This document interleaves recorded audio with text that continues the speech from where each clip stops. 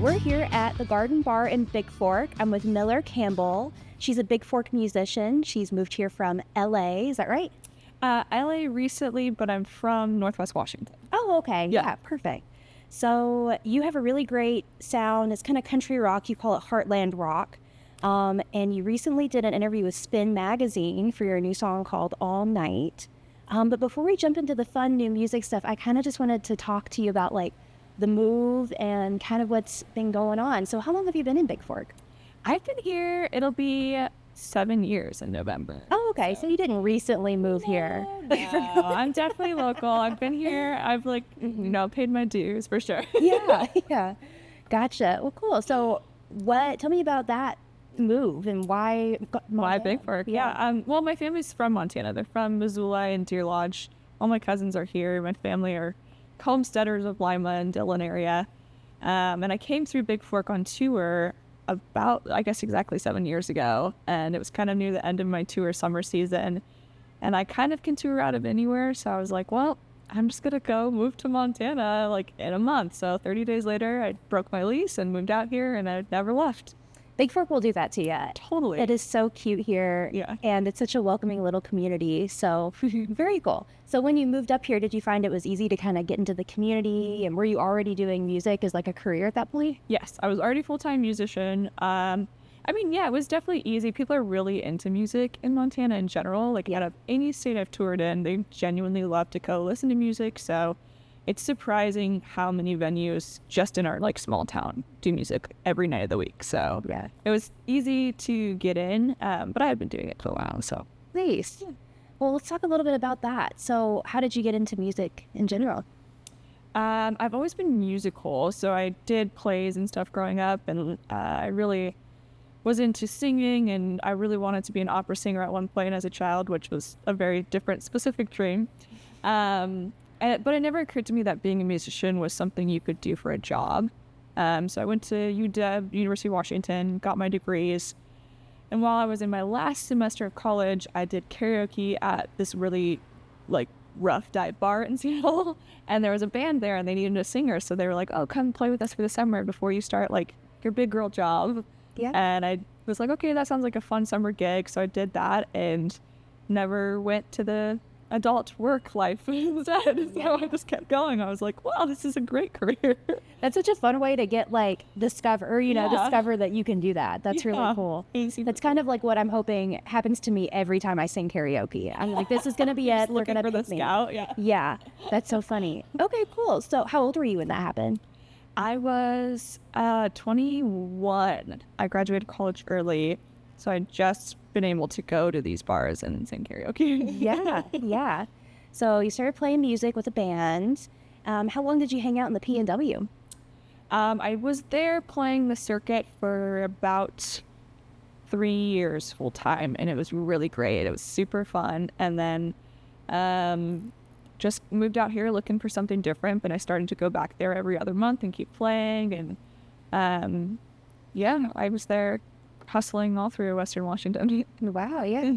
So was your sound kind of like the Heartland rock sound that you have now, or was it different? It was very different. I started off like in traditional country music, which was perfect for me to begin. I got to play a lot of rodeos and meet like so many people and play all these small communities and build my fan base very organically. And I think country music is really great for songwriters. Like the lyricism in it is really important to learn. But my sound is very different now. It's more, I call it Heartland rock, but it's sort of that like Tom Petty, John Cougar Mellencamp type of rock sound that a lot of like middle America really seems to gravitate towards. Yeah. Yeah, that's definitely, I'm kind of like from Kentucky, that like Heartland area. So we know all about that kind of You're like, yeah, I got it.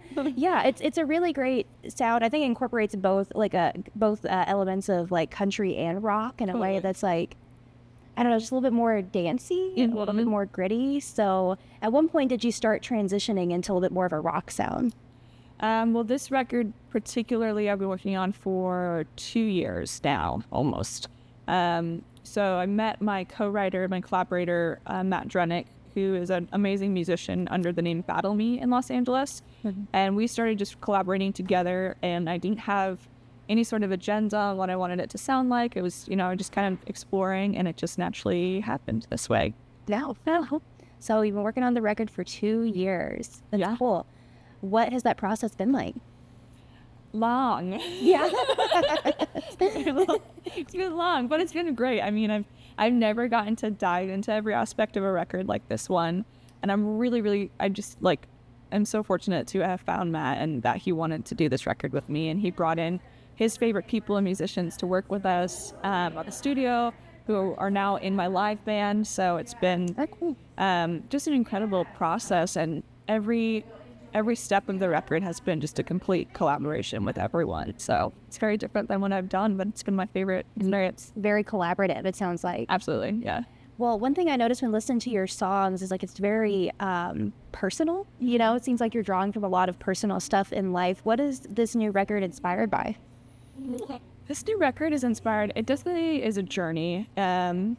We took a lot of experiences between the two of us, Matt and I, because we co-write all the songs. There's heartbreak in it. There's, trials of being a performer and tour life and the grind and hustling. And it's really a whole spectrum of things that we've gone through. So it's hard to pinpoint an exact thing. It's not like one moment in my life, but it's definitely a reflection over the last 5 years at least. Yeah.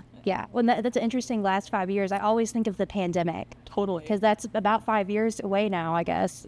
Probably, yeah, it is. I always think of 2020 not counting because it's like a 0 year. Yeah. That makes sense. But yeah, very cool. So you've had 3 singles come out recently: All Night, Little Things, and Self-Medicated. Yes. Which one's the newest? Self-Medicated. That came out just about a week ago. So. Oh, cool. Yeah. So, I don't know, could you just tell me a little bit more about that song in particular? Self-Medicated is probably the most different song on the record. It's very influenced by Dido, if you know who that is, very 90s rock styling. The lyricism in it is some of my favorite storytelling that we did on the record. We really went into the poetry of everything. And it has just these soaring choruses. We experimented with a lot of musical elements and then brought the live players in as well to collaborate on it. So it really is a very introspective song about battling demons and toxic relationships and things like that. Yeah. I'm just curious because I've listened to it, obviously before this. Is that like a metaphor or is it literal? Because when I was listening to it, I was self-medication is you could talk about it in a few ways. And in terms of a relationship or correct me if I'm wrong, taking yourself out of a relationship you don't need to be in anymore. It could be kind of self-medication. Is that? Totally. It's meant to be fairly ambiguous. It could be relationship. It could be addiction. It could be whatever your own perspective in it. I wanted people to be able to listen to the song and have some sort of reflection on whatever their maybe dark medication is in that sense. Yeah, totally. So I noticed that up until this point you've done singles, is that right? Mm-hmm. Yes. So this is going to be your first album.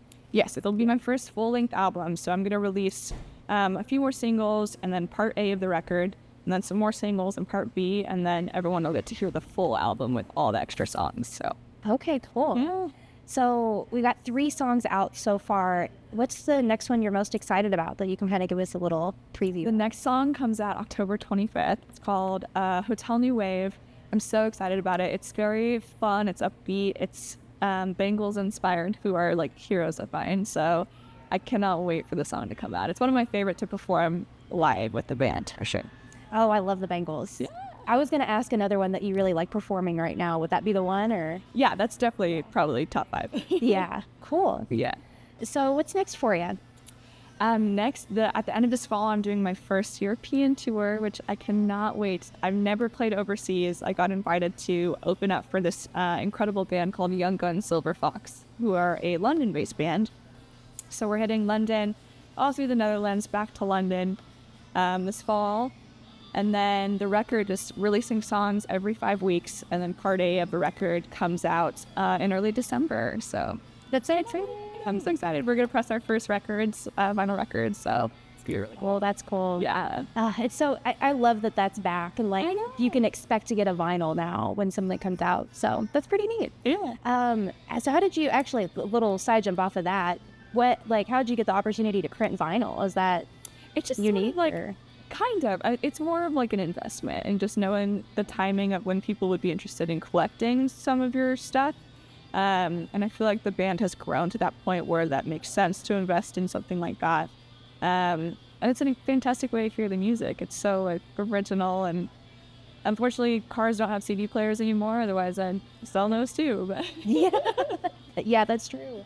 You don't even have the option anymore for a CD. Well, cool, Miller. Well, thanks so much for joining me today. We're so excited to have you for Press Play, and that's going to be the first Friday in October at the Daily Interlake office. Yeah, I'm excited. It's very fun.